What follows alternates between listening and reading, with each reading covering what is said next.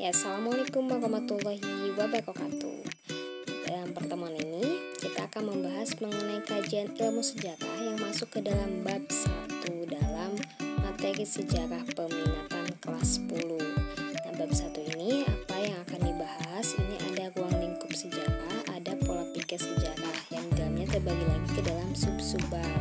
Dalam ruang lingkup sejarah ada sejarah sebagai ilmu, sejarah sebagai peristiwa, sejarah sebagai kisah, dan juga sejarah sebagai seni. Selanjutnya dalam pola pikir sejarah juga ada sub-subbab lagi, yaitu ada konsep-konsep sejarah, konsep diakronis, sinkronis, periodisasi, dan kausalitas.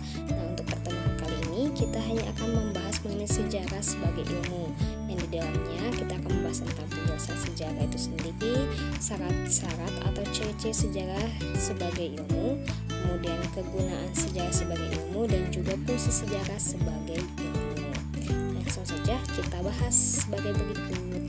Nah, pertama, sejarah. Sejarah itu adalah salah satu kata yang berasal dari bahasa Arab, yaitu sejaratun, yang artinya pohon. Nah, dalam hal ini merujuk pada silsilah, yaitu silsilah raja-raja atau dinasti pada masa lalu. Nah, pengertian sejarah juga banyak dikatakan oleh beberapa tokoh lainnya, seperti Herodotus dan juga Ibnu Khaldun. Menurut Herodotus, bahwa sejarah bukan berkembang dan bergerak lurus ke depan dengan tujuan pasti, melainkan melingkar yang tinggi rendahnya disebabkan oleh keadaan manusia. Nah, sementara Ibnu Khaldun menyatakan sejarah adalah catatan tentang manusia dan peradabannya dengan seluruh proses perubahan secara nyata dengan segala sebab akibatnya. Nah, tidak hanya itu saja, ada juga nih pengertian sejarah yang dikemukakan oleh tokoh-tokoh dari Indonesia. Ada Sartono Kartodirijo, Muhammad Yani, dan juga Kunto Wijoyo. Nah, menurut Sartono Kartodirijo, bahwa sejarah itu dibatasi oleh dua hal. Sejarah dalam arti objektif dan juga subjektif.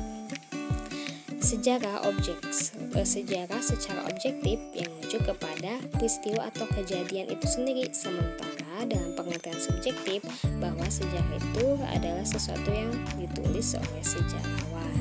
Sementara pengertian dari Muhammad Yani mengatakan sejarah adalah ilmu pengetahuan yang disusun atas hasil penyelidikan dari berbagai peristiwa yang dapat dibuktikan kebenarannya. Begitu. Nah, selanjutnya yang terakhir adalah menurut Kunto Wijoyo. Menurut Kunto Wijoyo, sejarah itu adalah ilmu tentang manusia, ilmu tentang waktu, ilmu tentang makna sosial, dan juga ilmu yang satu-satunya terperinci dan terinci. Nah, selanjutnya kita akan bahas mengenai ciri-ciri sejarah. Nah, ciri-ciri sejarah dikatakan sebagai ilmu menurut Kunto Wijoyo dibedakan menjadi 5. Ya, yang pertama bersifat empiris, yang kedua mempunyai objektif, yang ketiga mempunyai teori, yang keempat mempunyai generalisasi, dan yang keenam mempunyai metode.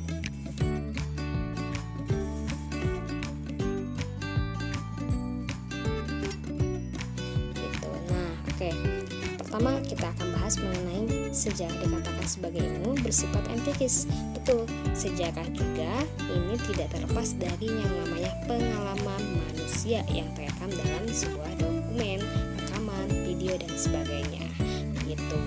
Nah, sejarah dengan demikian tidak ada bedanya dengan ilmu alam, yang mana dalam ilmu alam pun ada pengalaman, pengamatan, penyelidikan seperti itu. Hanya saja bedanya dalam ilmu alam itu percobaan bisa dilakukan berulang-ulang, sementara dalam sejarah hanya satu kali saja.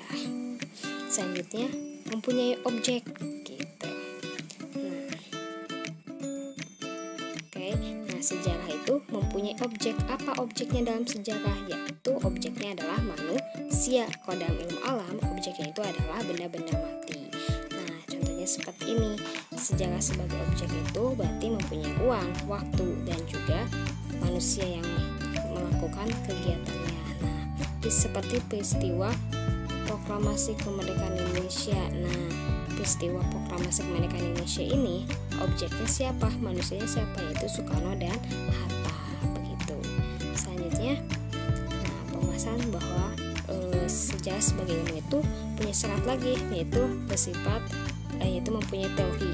Nah, sejarah juga mempunyai ilmu punya teori pengetahuannya begitu. Itu seperti teori challenge and response yang dikatakan oleh Arnold Toynbee. Lanjut, generalisasi. Sejarah mempunyai generalisasi. Generalisasi itu sejarah juga bisa menarik kesimpulan-kesimpulan umum. Selanjutnya, sejarah yang tadi ini syaratnya adalah memiliki metode. Nah, ada metode dalam sejarah itu nih ada 4 langkah-langkahnya. Yang pertama, heuristik, kritik, interpretasi, dan historiografi. Nah, ini akan kita bahas di pertemuan selanjutnya nanti. Baik, selanjutnya kita akan bahas mengenai kegunaan sejarah sebagai ilmu. Apa kegunaan sejarah sebagai ilmu? Ini dibedakan menjadi 2.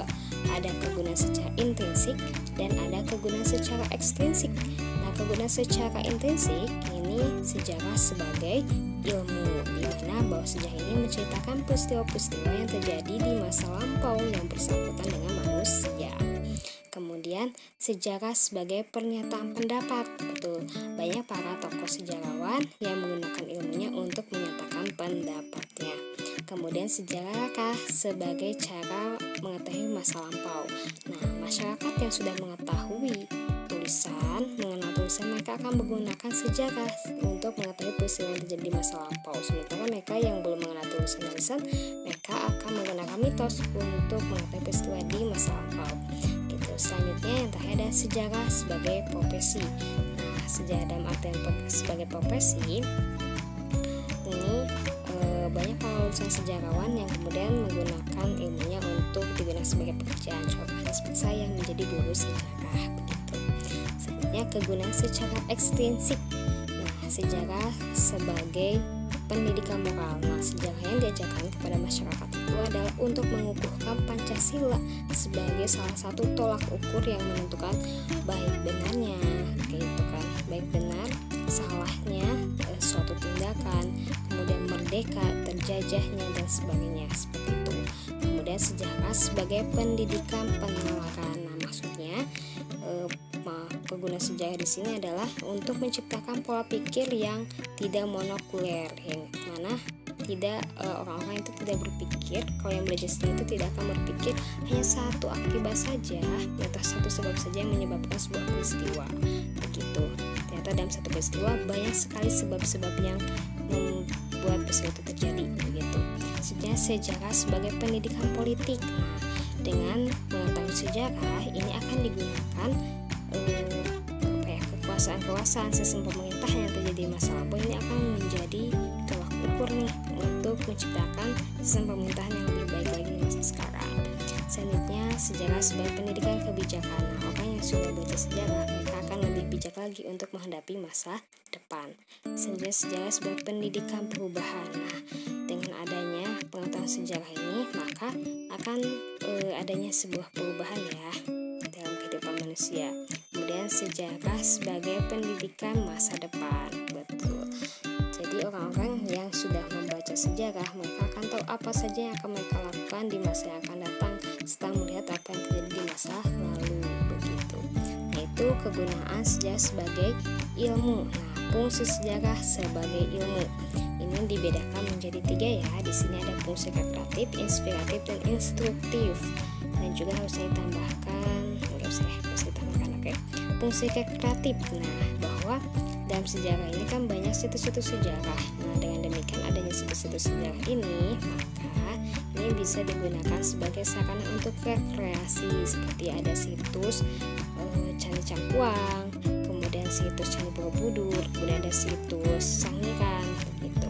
Selanjutnya fungsi inspiratif. Nah, kisah-kisah yang disajikan dalam sejarah ini juga bisa menjadikan inspirasi kita untuk kedepannya. Seperti misalkan kisahnya kisahnya Hayam Wuruk, kejayaan Hayam Wuruk, kejayaan Kerajaan Sriwijaya. Nah, ini akan menjadi inspirasi bangsa Indonesia untuk mencapai kembali kejayaannya seperti di masa lalu begitu. Selanjutnya ada fungsi instruktif. Nah, kalau fungsi instruktif ini berkaitan dengan kegiatan pembelajaran ya.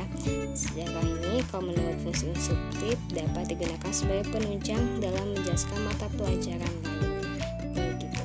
Nah, cukup sekian untuk pembahasan hari ini, semoga bermanfaat. Tutup saja, wabillahi taufiq wal hidayah. Wassalamualaikum warahmatullahi wabarakatuh. wabarakatuh.